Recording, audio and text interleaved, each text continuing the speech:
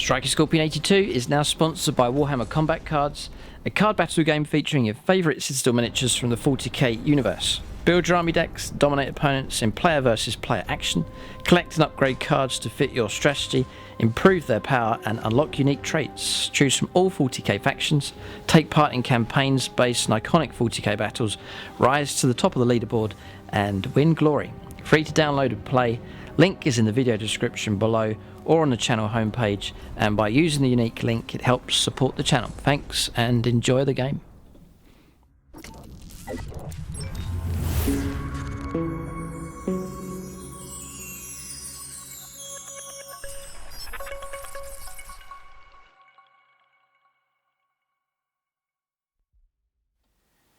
Welcome to this video.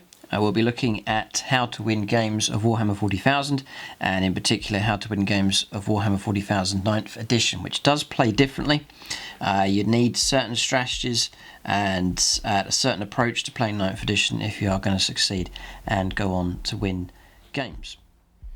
So I'm not saying I win all of my games, but I've won a fair few, and it seems to be there's some key points, some key tips that I think will help you as you seek to win your games of 40k. Now, this channel here is all about the hobby, so you'll notice in our games it's narrative, it's sort of competitive narrative armies, so armies that are a good representation of the different factions and they're good fun to put together, units that enjoy using as well, but at the same time always try and build a list that's going to do well on the battlefield as well. So there is an element of competitiveness on the channel, and the players, they always try their hardest to win the games and so on. But as you watch this video, by no means think that we're heading towards ultra competitive play, but still I think the tips that you can learn here in this video will help you, whether you're a serious competitive player or just like a hobbyist and looking to perform well in your regular games of Warhammer 40,000. So what I would say is, as I go through the tips here, check out the comments section below, see what other Warhammer 40,000 players are saying, and if you're an experienced 40k player and you played a lot of games in 9th edition and you've been doing well, then leave your own comments there.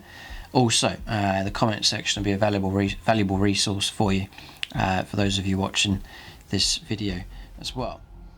So I have 7 points for you, and I've noticed these have helped me to win games, and also when I've been beaten by someone, that player has used these points that you'll see in just a moment effectively as well. So try and bear them in mind as you're playing, and then try them out. I'm going to leave these tips with you, try them out in your own games and see if they help you to steer you in the direction of victory. It's not... I play games to do as best as I can, but always keeping fun at the forefront.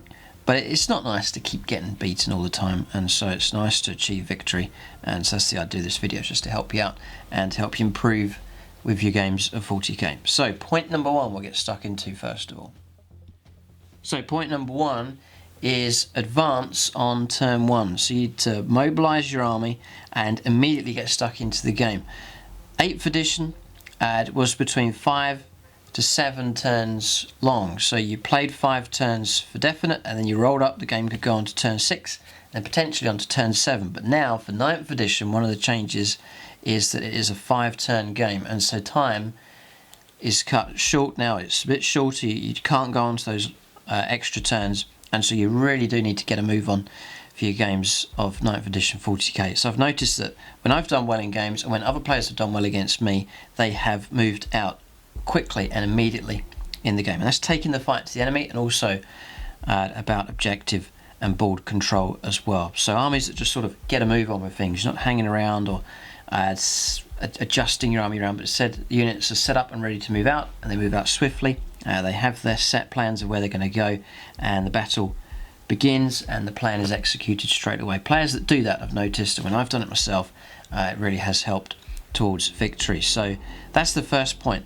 Advance on turn 1, so push out, and I think that applies for every faction, no matter what faction it is. Sometimes armies excelled at holding back, gunline armies, Tau, Astra Militarum, some Space Marine armies as well, holding back, blasting as opponents off the board and then moving out. But I really think now for 9th edition, every army needs to be moving out rapidly on turn 1. And as you've got to take a measured approach to it, if you perhaps are at like a gun line army that's not that great in close combat, Tau for example, Ashram, then you're going to have to figure out ways of keeping that blanket of firepower going, but at the same time keep pushing forwards as well for board control and objectives. One of the major features now for 9th edition is objectives and the control of those throughout the game, and you can't sacrifice turn 1, turn 2, turn 3 to the opponent to control the table. They'll run away with points and you'll lose. So you've got to make whatever faction it is, you've got to think of a way of doing it. Maybe you're not used to it. James has sort of had to adjust with his army for his Ashram. He likes to hang back. You see it in our 8th edition games, but now he's trying to figure out ways where his army needs to push forwards and claim control of the battlefield and objectives. So point number 1 is advance on turn 1. I wouldn't hesitate, wouldn't wait till turn 2. It's turn 1 where your manoeuvres need to take place. So that's point number 1, and you've got to watch out, don't get caught out or deliberately move out and you know you're going to get slaughtered. You've got to try and build a list that's going to enable you to move out turn 1 and provide decent firepower, covering firepower, close combat units and so on. But that's something you've got to have in your mind. You've got to move out immediately in order to do well. So that's point number 1. Point number 2 is saturate objectives. Saturate objectives. 9th edition again revolves around the control of objectives on the table. If you sacrifice objectives, don't control them, you go after the enemy and go for the kill and so on, but you neglect objectives, then more often than not you're going to lose your games. So you've got to focus on those objectives. They're worth so many points now in 9th edition. The game really pivots on those. And so what I mean by saturate them is control an objective and make a good job of controlling it. So multiple units on an objective. Where you think an objective perhaps is in no man's land, let's turn up a mission here. Just to give you an idea, I mean any mission, they're all with objectives mostly in sort of no man's land, the middle part of the table. So this mission here, retrieval mission, 1 objective in your own deployment zone, 1 in the opponent's, and then 4 in no man's land. So for a home objective, 1 or 2 units to hold that, but key objectives out in no man's land, you want to be able to control those with multiple units and to make sure that you're continuing to hold that till the start of your next turn, because you're picking up points in your command phase for primary objectives, and so you don't want to be blasted off objectives and then you miss out on loads of points. So take an objective and then saturate it, control it with multiple units, maybe a tough infantry unit, a vehicle of some kind, a character on it as well. So you know that's a good idea. Or you can go for a mechanized unit. You're playing orcs, just put a mechanized unit, orc boys or tank busters in a truck, park it on top of the objective. The opponent then has to crack open the transport, then the models disembark back onto the objective. The opponent has to get rid of those in order to clear that objective. So make it difficult for your opponent to clear you off of objectives. Make a good job of securing objectives, and that's point number 2, is saturate objectives and cling on to them in order to bring in those vital points. So that's point number 2. Number 3, and it sort of goes hand in hand with point number 2, and I've called that one Prioritise Primary Objectives. Prioritise Primary Objectives. Primary objectives, yes, you have secondary objectives which you select, and they're worth 15 points max. They're capped at 15 points each. That's the maximum amount that you can score. And secondaries are okay, you can bring in a fair amount of points for those, but primary objectives are big, they're huge, they play a massive part in your games of 40k. So for example here, take and hold, this is your progressive objective here. It can't be scored on turn 1, but from turn 2 onwards you're able to bring in the points here. And it's at the end of each player's command phase, the player whose turn it is scores 5 victory points for each of the following conditions they satisfy for a maximum of 15 points. 15 points per turn. You can't score it on turn 1, but turn 2, 3, 4 and 5 you can bring in 15 points per turn. So 60 points available for primary objectives, and usually in a game if you do a good job of controlling primary objectives and deny it to your opponent, you should do very, very well. So prioritise that, make it your main focus going for primary objectives. So you know, narratively speaking, and it may not may not fit in particularly well with narrative play, or if you have an army you like to go for the kill and try and wipe out the opponent, this doesn't really suit that. It's about board control, spreading out, holding multiple objectives. But if you want to do well in 9th edition, this is more of a competitive edge video here. Then I've seen time and time again, primary objectives is key. And so making those a priority, and that sort of goes hand in hand with the points I've already made, moving out immediately on turn 1, so you can start reaping the points for holding primary objectives at the start of your turn 2. So that turn 1 move is really, really important if you're going to prioritise your primary objectives. 15 points per turn you can pick up. What's also important to remember is it's points that you can deny your opponent as well. If you're doing well with your primaries, it's sapping points away from your opponent as well. So it's winning you the game in 2 ways. It's depriving the opponent, and it's scoring the points for yourself as well. So for this game, retrieval mission, 6 objectives on the board. Take and hold your progressive primary objectives here. At the end of each player's command phase, player whose turn it scores 5 points for each of the following conditions they satisfy for a maximum of 15. So they control 1 or more objective markers. So very, very straightforward. You'd be mad not to at least have that. So 5 points available for that one. You control 2 or more objective markers. It's another 5 points on top of that. And then also you control more objective markers than the opponent. It's an extra 5 points on top of that. It's quite straightforward what's required here. It's not too complicated. It's about controlling your objectives, holding them, and make sure that you're holding them at the start of your turn or during your command phase in order to pick up the points. So advancing turn 1 is going to help you do that. Saturating the objectives, parking multiple units on there, and making sure that you survive through to the start of your next turn is going to help you achieve that as well as you seek to prioritise your primary objectives.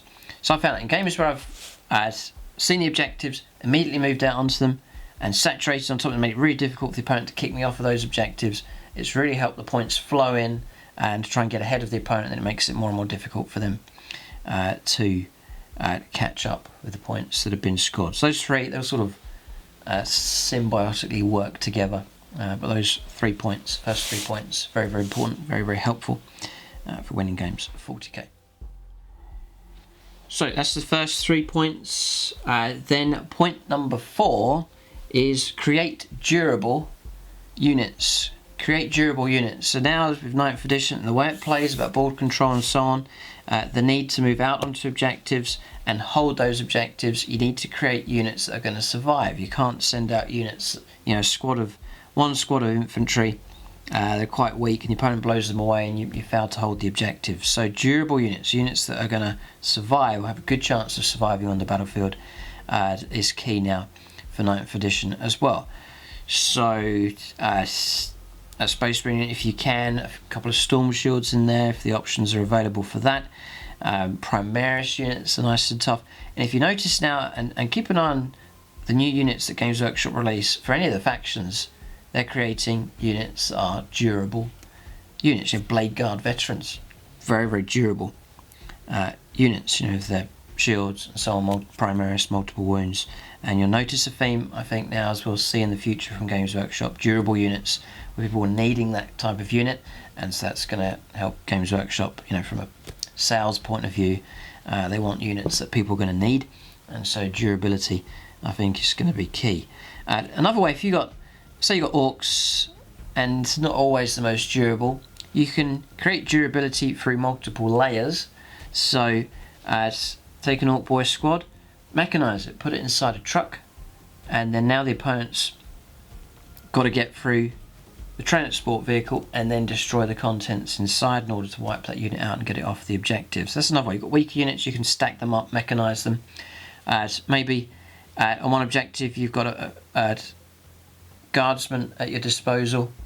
Saturate the objective, put 3 units of guardsmen on the objective, making it more and more difficult for the opponent to try and chew through all of those units. Or move a unit out onto objective, put a couple of characters there as well, making it more difficult for the opponent to clear the objective. But durability is key, and you want a unit that's going to survive and then be around for the rest of the game and see the game through to the very end. So durability is the 4th point. Try and make units that are durable. Some of the new Necron releases that I've seen, recent reveals from Games Workshop, it's durable units that they're creating, units that are going to survive or stand a good chance of surviving on the battlefield. And you want dependable stuff, stuff that's going to hang around, not wither away in the first few turns of the game. So, you know, if you're playing AdMech, put your infantry inside transport vehicles and so on.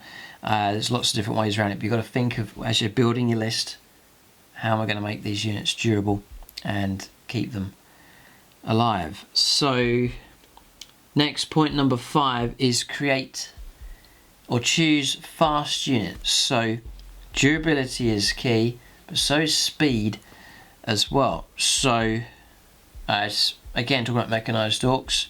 Orcs on foot, slow. Mechanised orcs, much quicker inside their trucks, plus you've got the element of durability with them as well.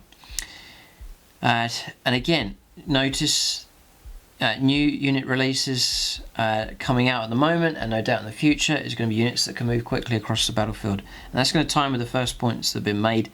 Moving out on turn 1 swiftly, units that are able to move from your deployment zone straight onto an objective, you know, sort of a 12-inch move and beyond to move out onto objectives is crucial. And then units that can, you know, multiple units that can move up quickly and saturate objectives from turn 1 onwards, and helping you to prioritise your primary objectives as well. So you need quick units in order to be able to do that. You know, you start taking casualties, units wiped out here and there across the battlefield. You're going to need units that can move out quickly to fill in gaps and secure objectives that have previously been secured, but units have been wiped out and you need other units to move on to them nice and quick. So speed is key as well. And we're seeing now in 9th edition armies that are able to move quickly. Drukhari, as Eldar, Harlequins making a comeback. People saying Harlequins are doing very well. That's an army that has the ability to move out super fast across the battlefield and saturate objectives, board control, and so on. And has a pretty good element of durability as well, with invuln saves and so on, -1 to hit rolls and that kind of thing. So people saying Harlequins looking pretty good for 9th edition, and they have those elements where they're able to move out quickly and secure objectives and, you know, saturate objectives, multiple Harlequin skimmer units and so on top of objectives, making it very difficult to shift them off. So I hope all these points are useful to you, and as I said, check out the comment section below. Point number 6 is choose your secondary objectives wisely. So really think about secondary objectives. Some people are saying, well, they have fixed secondaries, they choose them to match their army and then take those as they go out, but sometimes you have to adapt. Sometimes you come up against an opponent where you need to choose a secondary to match the type of army that they have. So for example, you come up against an army with multiple vehicles, and so you go for bring it down. Score 2 victory points at the end of the battle for each enemy monster or vehicle model with a wounds characteristic of 10 or less that is destroyed, and 3 victory points for enemy monster or vehicle models with a wounds characteristic of 11 or more. And you look at the opponent, you've got mechanised orcs like my orc mechanised army, and I've got some copters in there which are vehicles, some mech guns.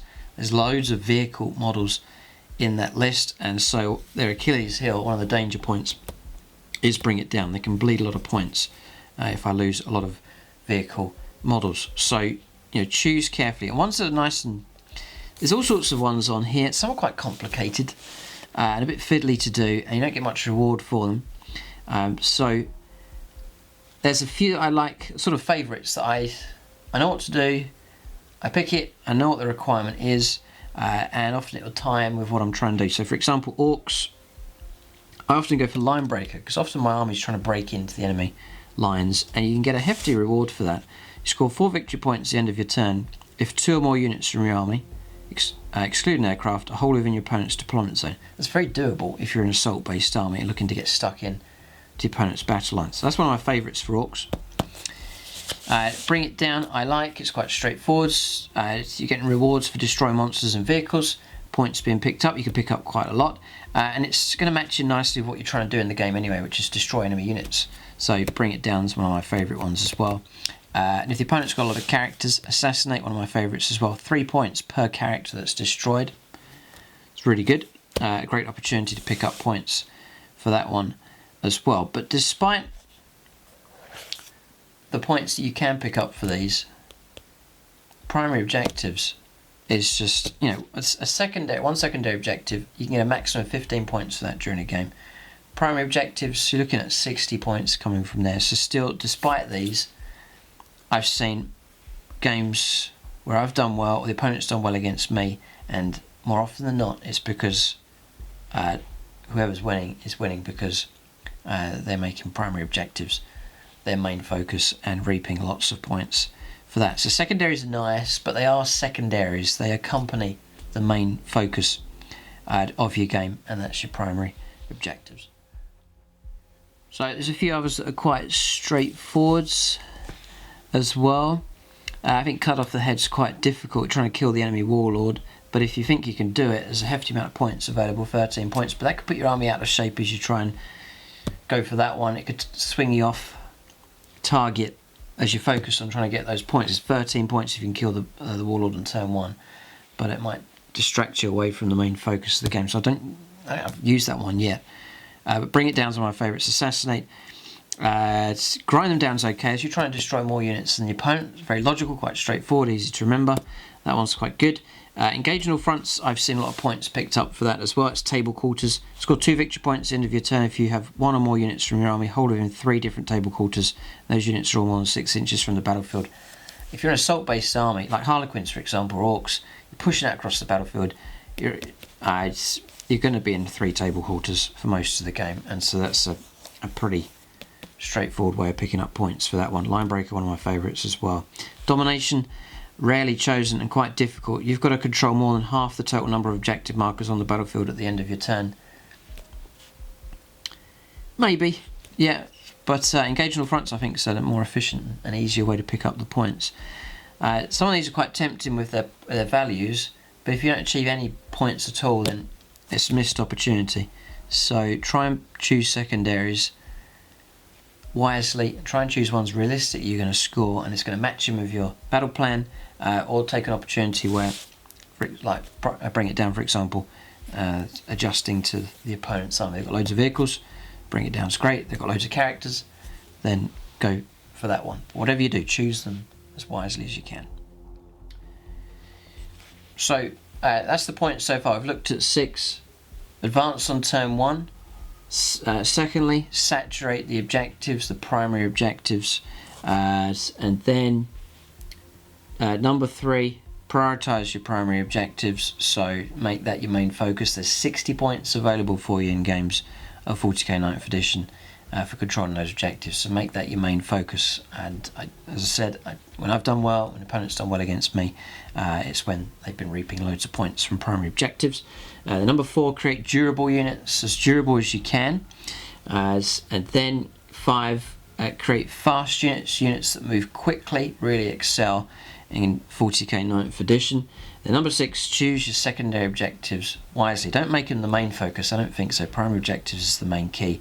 But secondary objectives, they can reap in a nice amount of points. So choose them wisely. Ones that are realistic, ones you think you can achieve, and that match the overall battle plan of your army. Or you may need to adjust to the opponent's force, where you can pick up points for destroying certain units that they have. And finally, point number 7, I thought of this just before I came to film the video, and that is, point number 7 is the horns of the buffalo. So I'm not sure if you've seen the film Zulu, but they talk about the horns of the buffalo, the way the Zulus attack in that film. And it's a good sort of thing to bear in mind, the way you position your army, which will match in with the points that we've already discussed. I'll draw it out here. There's a scene in the film where a character draws out the horns of the buffalo as he explains to the British officers how the Zulus make their attack. So it looks something like this. So he says you have the head.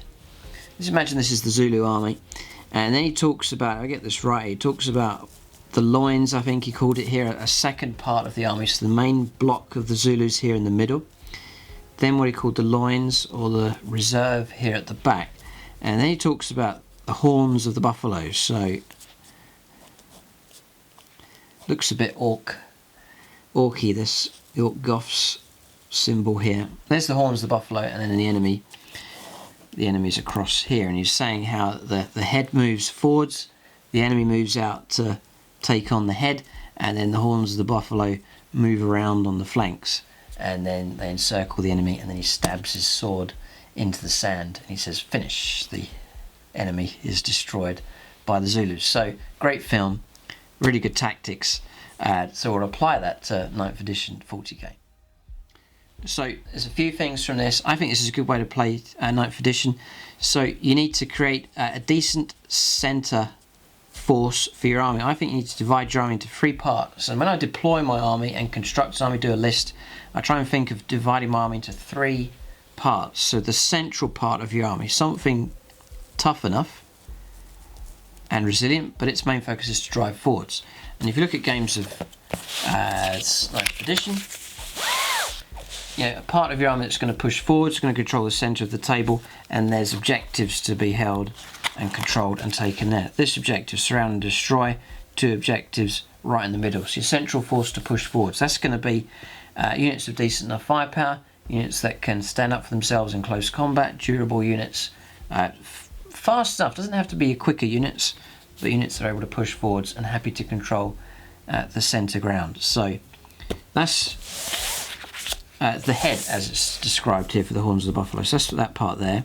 Then the loins, or your reserves, that could be your supporting units. So you got your Tau units pushing forwards here in the middle, your Tau infantry.